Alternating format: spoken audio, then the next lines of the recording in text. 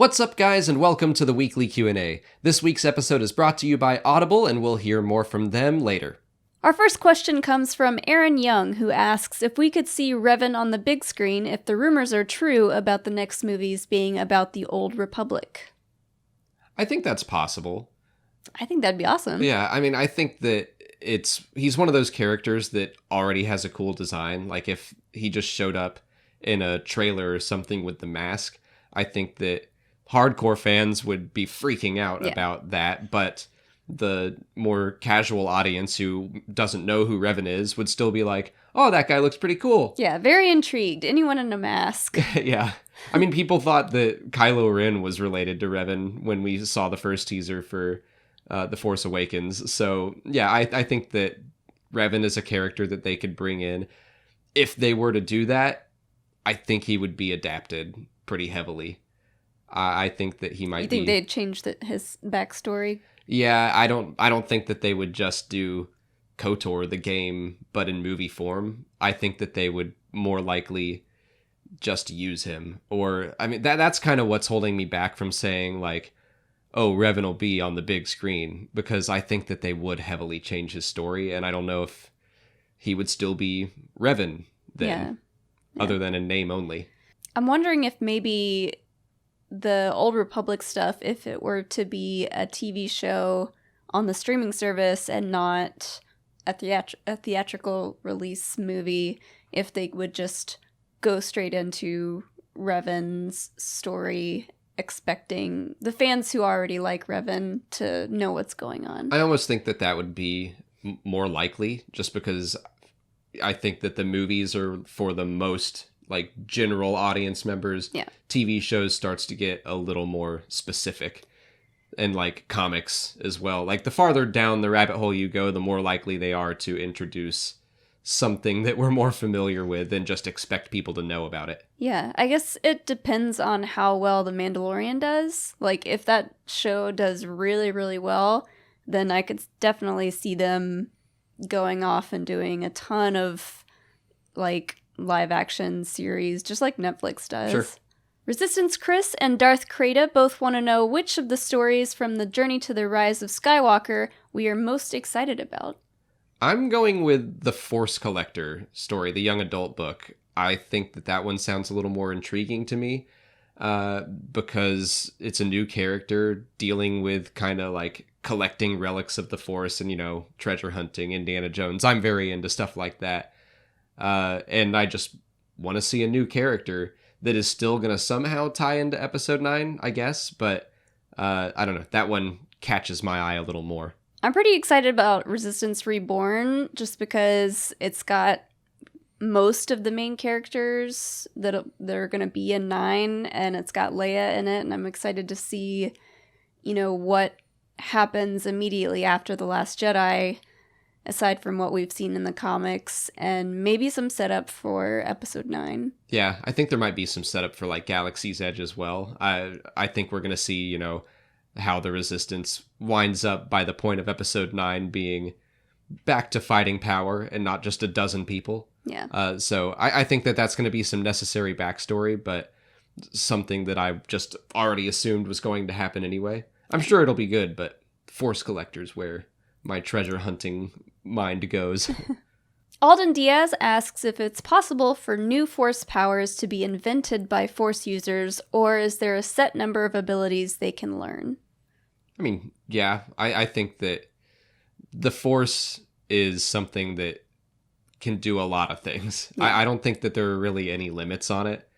I also don't think that, especially in the new canon, they're treating the Force as like this list of powers that you can have and have to learn and stuff, because of the way Legends treated it, especially in video games. And like when you would level up, now you can do this Force power, and now you can do this Force power. I don't think the Force works like that, especially in the new canon. It's more of a, you visualize what you want to happen, and then the Force helps manifest that. Yeah, I wouldn't call it an invention per se, because I guess that implies that you know what it's going to be and you're working towards a goal. I think it's more like maybe that Force user book that we were just talking about, maybe someone just kind of stumbles upon a new power. And it's like... I definitely think that there are things like people probably didn't think to do a Force projection, and if a Jedi heard about what Luke did, they'd be like, oh my gosh, that's so cool. Yeah. And certainly there are basic things that people learn, like telekinesis and mind tricks and stuff. So it's like yes and no. But I think that Lucasfilm is trying to get away from this like list of Force abilities that all Jedi need to learn. Yeah. I mean, this would get way out of hand, but I kind of think about it like it being like X-Men almost. Like everybody has something a little bit different, but if that were the case, then people would just go nuts with Force powers. Yeah, I mean, it's not like everyone can do one specific thing, but it certainly seems like people have gifts in various areas. Like, I think in Dooku Jedi Lost, even, they were talking about the connection with animal life. Yeah. And how Dooku seemed to have a gift for it. Ezra had a gift for that, yeah. And not all Jedi do have that gift. Mm-hmm. Javier Polito wants to know what would have happened if ObiWan trained Luke from a young age. I think that would be potentially dangerous. I mean, I think that the idea was to hide Luke and Leia, separate them so they couldn't be sensed, and if then Obi-Wan all of a sudden started training toddler Luke, Inquisitors probably would have found him pretty quick. Yeah, and I don't think he would have had the same, like, storyline with Vader had he kind of, like, known about the Force and potentially known about his father early on. I think there would be a much larger chance of him actually joining his dad. Or potentially killing him. Yeah. That's kind of what I was thinking of, where if, like, Obi-Wan were way more familiar with Luke and he were feeding him, like, these, you gotta kill your dad, you gotta kill your dad, you gotta face your dad, like, over and over. Yeah. That by the time he actually faced Vader, I don't think that event in Return of the Jedi where he throws the lightsaber away would have happened. Yeah. And I mean, that's kind of what Star Wars is all about to me, is that moment for Luke. So, yeah. But I mean, obviously, that's just the way the story was written. So, they couldn't have Obi-Wan training him for years and years. Yeah. I mean, first and foremost, if he had been trained from a younger age, we definitely would have gotten Mecha Luke pulling Star Destroyers out of the sky. He'd be way too powerful. For sure. We would have gotten all of that. What could have been? Nick Canavan asks how Palpatine would have proceeded with his plan if Anakin was never pulled to the dark side. I figure he would have just continued using Dooku. I mean, he felt like the next best option because he was this kind of political leader. Mm-hmm.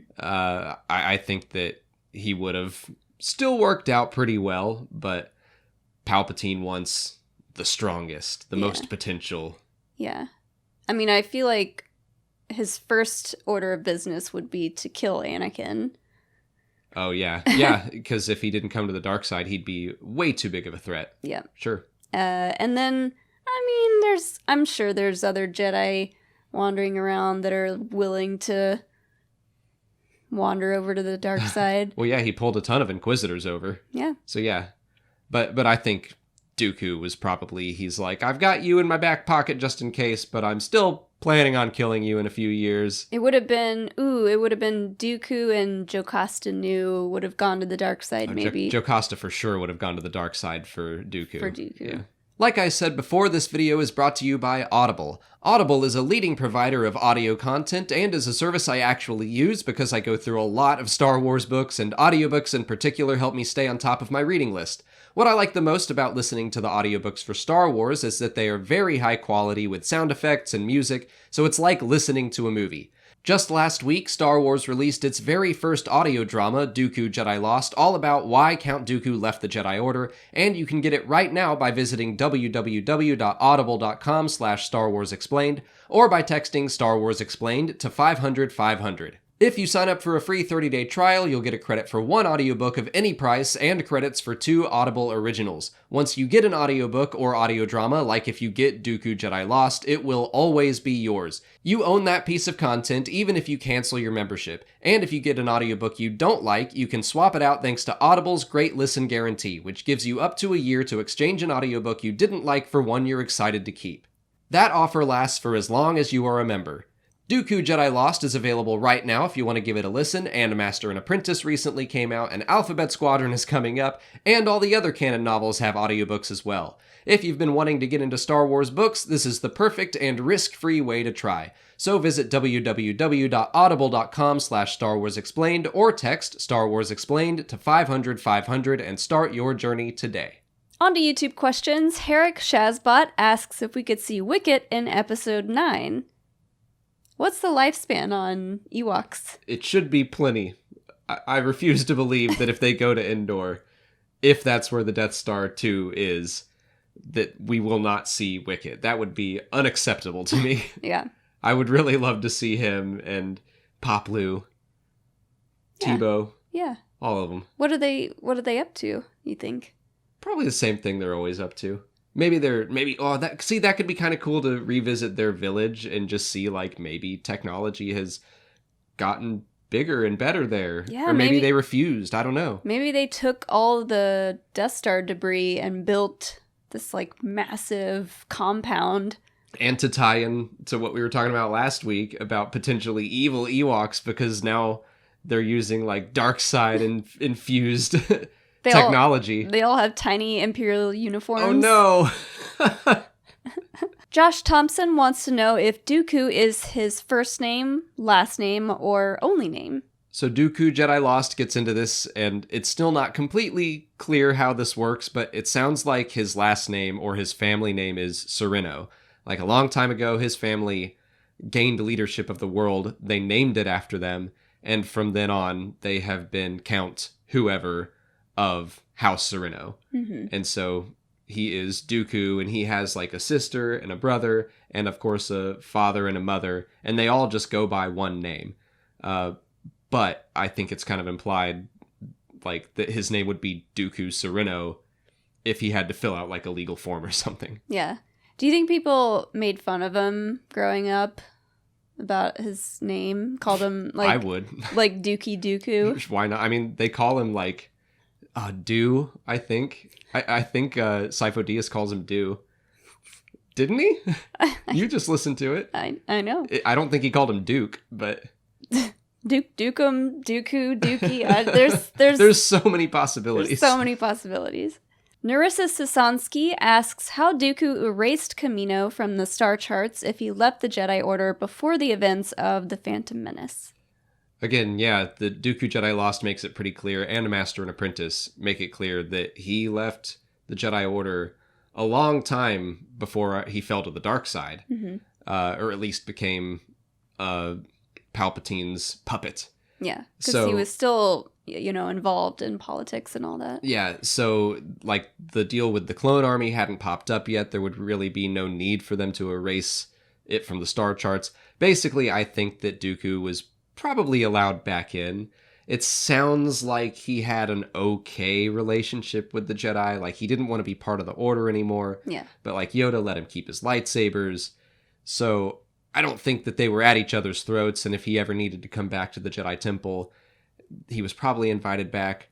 Now that I think about it, maybe he just sweet-talked Jocasta Nu a little bit. Oh. He was like, I need to get into the Temple archives. Madam Nu. I always love that line of hers when she's like, if it's not in the archives, it does not exist. Maybe she's covering her ass. Because it's very like, okay, well, that's a little snappy. Yeah, maybe she knows. Maybe she knows what happened, like, just figured it out, and she's like, uh-oh. Yeah. Oh. I think we just found something out. I think we did. Jocasta Nu. We're Scooby-Dooing it out. Scooby-Dooku. GledTube wants to know if Luke got the idea to hide his lightsaber in R2 from old recordings of Anakin. So, in the Clone Wars, in the Zygerian arc, we see that Anakin does the same thing. Mm-hmm. Even down to the salute.